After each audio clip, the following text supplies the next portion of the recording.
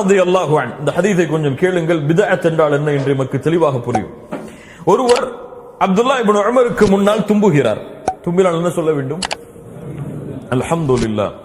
அந்த மனிதர் சொல்லுகிறார், அல்ஹம்துலில்லாஹ் வஸ்ஸலாத்து வஸ்ஸலாமு அலா ரசூலில்லாஹ், அல்லாஹ்வுக்கே புகழ் உண்டாகட்டும், அல்லாஹ்வுடைய தூதர் மீது ஸலவாத் உண்டாகட்டும்.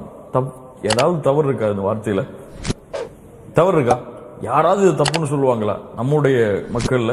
அல்ஹம்துலில்லாஹ் வஸ்ஸலாத்து வஸ்ஸலாமு அலா ரசூலில்லாஹ், அல்லாஹ்வுக்கே புகழ், அல்லாஹ்வுடைய தூதரின் மீது ஸலவாத்தை சொல்லுகிறேன், அவ்வளவுதான்.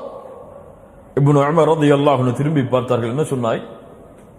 அல்ஹம்துலில்லாஹ் வஸ்ஸலாத்து வஸ்ஸலாமு அலா ரசூலில்லாஹ் என்றா வலைஸ ஹகதா அல்லமனா ரசூலுல்லாஹ். அல்லாஹு அக்பர். எங்களுக்கு அல்லாஹ்வுடைய தூதர் இப்படி கற்றுக் கொடுக்கவில்லையே. ஒருவர் தும்பினால் அவர்கள் சொல்லட்டும் அல்ஹம்துலில்லாஹ் என்று மட்டும்தானே அல்லாஹ்வுடைய தூதர் கற்றுக் கொடுத்தார்கள். நீ என்ன வஸ்ஸலாத்து வஸ்ஸலாமு அலா ரசூலில்லாஹ் என்று சொல்லுகிறாய்? யார் நம்ம இதை சொன்னா என்ன சொல்லுவாங்க? இன்று நம்ம இதை சொன்னா என்ன சொல்லுவாங்க? இதுவெல்லாம் என்னப்பா மார்க்கத்துல தப்பா, இதுவெல்லாம் தப்பா, இதுவெல்லாம் தவறா, ஸலவாத்து சொல்றது தப்பா. ஆனா சஹாபாக்கள் எப்படி புரிந்தார்கள்? அந்த ஸலவாத்தாக இருந்தாலும் அந்த இடத்தில் அல்லாஹ்வுடைய தூதர் அதை சொல்லும்படி கட்டளையிடவில்லை, சொல்ல மாட்டேன்.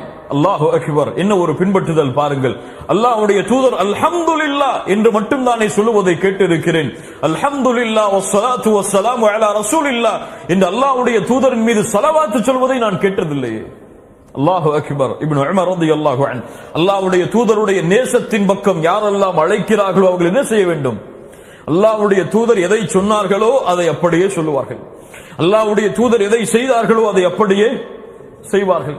அல்லாஹ்வுடைய தூதர் செய்யாததை செய்துவிட்டு, அல்லாஹ்வுடைய தூதர் சொல்லாததை சொல்லிவிட்டு நாங்கள் அல்லாஹ்வுடைய தூதரை நேசிக்கிறோம் என்றால் அதை அல்லாஹ் ரப்புல் ஆலமீன் அங்கீகரிக்க மாட்டான். அல்லாஹ் அதை விட்டு நம்மை பாதுகாப்பானாக.